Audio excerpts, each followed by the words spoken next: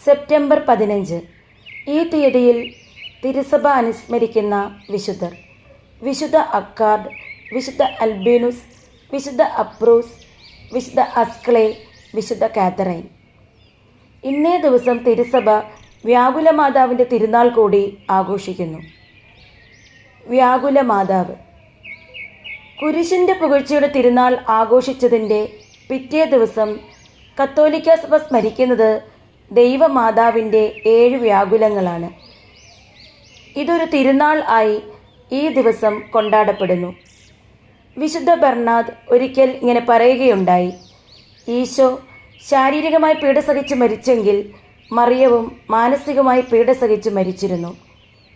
1814 വിപ്രവാസത്തിൽ നിന്ന് സ്വതന്ത്രനായപ്പോൾ 7-ാം പിയൂസ് മാർപ്പാപ്പ സ്ഥാപിച്ചതാണ് ഈ തിരുനാൾ.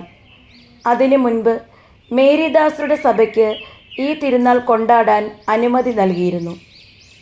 യേശുവിനോടൊപ്പം തന്നെ ആത്മാവിലുള്ള സഹനത്തിലൂടെ സഹരക്ഷകയായി തീർന്ന അമ്മയോടുള്ള സ്നേഹത്തിൻ്റെ പ്രകടനമാണ് അമ്മയുടെ വ്യാകുലതകളെക്കുറിച്ചുള്ള ധ്യാനവും തിരുനാൾ ആഘോഷവും. പരിശുദ്ധ അമ്മയുടെ രക്തസാക്ഷിത്വത്തിനാണ് ഈ തിരുനാൾ സമർപ്പിച്ചിരിക്കുന്നത്. മാതാവിൻ്റെ ഹൃദയം 7 വാളുകളാൽ കുത്തി മുറിവേൽപ്പിക്കപ്പെട്ടിരിക്കുന്നതായി വ്യാകുല മാതാവിൻ്റെ രൂപത്തിൽ ചിത്രീകരിച്ചിരിക്കുന്നു. തൻ്റെ അമ്മയുടെ ദുഃഖത്തെക്കുറിച്ച് ധ്യാനിക്കുന്നത് അവിടുത്തെ ഏറെ സന്തോഷിപ്പിക്കുന്നുവെന്ന് ബിനോസ്കയിലെ വാഴ്ത്തപ്പെട്ട വെറോനിക്കയോട് ഈശോ തന്നെ വെളിപ്പെടുത്തിയിട്ടുണ്ട്. ദൈവമാതാവിൻ്റെ ശുദ്ധീകരണ ദിവസം ഉണ്ണീശോയെ ശെമയോൻ്റെ കരങ്ങളിൽ കാഴ്ചവെച്ചപ്പോൾ അദ്ദേഹം കുഞ്ഞിനെ കയ്യിലെടുത്തുകൊണ്ട് ഇപ്രകാരം പറഞ്ഞു: ഈ ശിശു അനേകരുടെ ഉന്നമനത്തിനും അനേകരുടെ അധപ്പതനത്തിനുമായി നിയുക്തനായിരിക്കുന്നു. ഇങ്ങനെ പ്രഖ്യാപിച്ചുകൊണ്ട് മറിയത്തോട് അദ്ദേഹം പറഞ്ഞു: ഒരു വാൾ നിന്റെ ഹൃദയത്തെ ഭേദിക്കും. ഈ പ്രവചനമാണ് 1-ാമത്തെ വ്യാകുലതയായി എണ്ണിയിരിക്കുന്നത്. ബെത്ലഹേം പുൽക്കൂട്ടിൽ പിറന്ന ഉണ്ണിയെ ഹെറോദസിൻ്റെ വാളിൽ നിന്ന് രക്ഷപ്പെടുത്തുവാനായി 300 മൈൽ അകലെയുള്ള ഈജിപ്തിലേക്കുള്ള പലായനമാണ് 2-ാമത്തെ വ്യാകുലം. ഇന്നത്തെ രീതിയിൽ യാത്രാ സൗകര്യങ്ങളൊന്നും ഇല്ലാത്ത കാലത്ത് കഴുതപ്പുറത്തുള്ള യാത്ര എത്രയോ ദിവസം നീണ്ടിരിക്കുന്നതാണെന്ന് നമുക്ക് ഊഹിക്കാവുന്നതേ ഉള്ളൂ. 12 വയസ്സുള്ളപ്പോൾ ഈശോയെ ദേവാലയത്തിൽ കാണാതായതാണ് മറിയത്തിൻ്റെ 3-ാമത്തെ വ്യാകുലത. പുരോഹിത ശ്രേഷ്ഠരുമായി ദേവാലയത്തിൽ യേശു വാക്സമരം നടത്തിയിരുന്നു. ഇത് കണ്ടുകൊണ്ടാണ് മാതാവായ മറിയം ഈശോയുടെ അടുത്തേക്ക് ഓടിയെത്തിയത്. മുറിവേറ്റ് രക്തമൊഴുകുന്ന ശരീരവുമായി ഗാഗുൽത്താമലയിലേക്ക് ഭാരമുള്ള കുരിശും വഹിച്ച് അവഹേളിതനായി തളർന്നു നീങ്ങുന്ന മകനെ സ്വന്തം അമ്മ കണ്ടുമുട്ടുന്നതായിരുന്നു 4-ാമത്തെ വ്യാകുലം. ഗാഗുൽത്താമലയിൽ കുരിശൻ ചുവട്ടി നിന്ന് മകൻ്റെ ദയനീയ ദൃശ്യം കണ്ടു നിൽക്കുന്നതാണ് അമ്മയുടെ 5-ാമത്തെ വ്യാകുലതയായി കണക്കാക്കുന്നത്.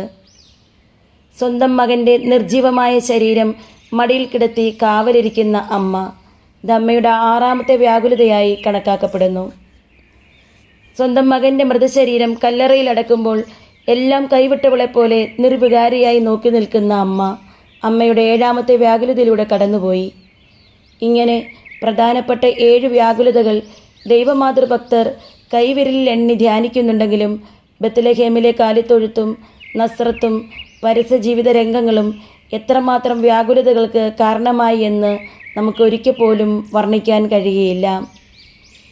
അതിനാൽ രക്തസാക്ഷികളുടെ രാജ്ഞി എന്നാണ് മറിയത്തെ സംബോധന ചെയ്യുന്നത്. 1239 ദുഃഖവെള്ളിയാഴ്ച സെനാരിയോ മലയുടെ ഏകാന്തതയിൽ പ്രാർത്ഥനയ്ക്കും പ്രായശ്ചിത്തത്തിനുമായി ജീവിതം സമർപ്പിച്ച 7 വിശുദ്ധരായ വ്യക്തികൾ യേശുവിൻ്റെയും മാതാവിൻ്റെയും പീഡാനുഭവങ്ങളെക്കുറിച്ച് ധ്യാനിച്ചു കൊണ്ടിരുന്നപ്പോൾ പരിശുദ്ധ അമ്മ പ്രത്യക്ഷപ്പെട്ട് തൻ്റെ വ്യാകുലതകളെക്കുറിച്ച് ധ്യാനിക്കുവാനുള്ള ഒരു സഭ തുടങ്ങുവാൻ ആവശ്യപ്പെട്ടു. അങ്ങനെ ഈ 7 പേരും ആ സഭയുടെ ആദ്യ അംഗങ്ങളായി മാറി. അവർ വ്യാകുല മക്കൾ അഥവാ മേരിദാസന്മാർ എന്നറിയപ്പെട്ടു. ഈ ഭക്തി പ്രദർശിപ്പിക്കുന്നതിനായി വ്യാകുല കൊന്ത സഭയിൽ ആരംഭിച്ചു. ഈ കൊന്ത ചൊല്ലുന്നതുകൊണ്ട് ലഭിക്കുന്ന അനുഗ്രഹങ്ങൾ വിശുദ്ധ എലിസബത്തിന് ഈശോ വെളിപ്പെടുത്തി കൊടുത്തിട്ടുണ്ട്. അതിപ്രകാരമാണ്: 1. വ്യാകുലഭക്തിയിൽ വളരുന്നവർക്ക് അവരുടെ മരണസമയത്തിന് മുൻപ് തന്നെ യഥാർത്ഥ പശ്ചാത്താപവും മാനസാന്തരവും അവളുടെ വ്യാകുലങ്ങളെ പ്രതി ഞാൻ നൽകും. 2. വ്യാകുലഭക്തി ഉള്ളവർക്ക് അവരുടെ ബുദ്ധിമുട്ടുകളിലും പ്രത്യേകിച്ച് മരണസമയത്തും ഞാൻ അവരെ സഹായിക്കും. 3. ഈശോയുടെ പീഡാനുഭവങ്ങളെക്കുറിച്ചുള്ള ഓർമ്മ എപ്പോഴും അവരുടെ മനസ്സുകളിൽ ഞാൻ നിലനിർത്തും. 4. ഈ ഭക്തി പുലർത്തുന്ന എല്ലാ ദാസിദാസന്മാരെയും പരിശുദ്ധ അമ്മയുടെ കൈകളിൽ നൽകിക്കൊണ്ട് അവൾ ആഗ്രഹിക്കുന്ന കാര്യങ്ങൾ അവരിലൂടെ നിറവേറ്റുവാൻ കൃപ നൽകും.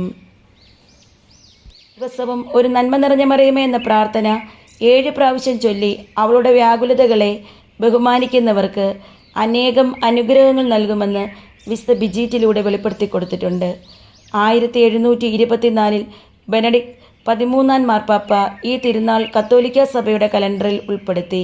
പരിശുദ്ധ അമ്മയോടുള്ള ഈ ഭക്തി പരിപോഷിപ്പിക്കുകയും വ്യാകുല ജപമാല ചൊല്ലുന്നത് പ്രോത്സാഹിപ്പിക്കുകയും ചെയ്തു. അങ്ങനെ സഭയിൽ ഈ ഭക്തി ശക്തിപ്പെട്ടു.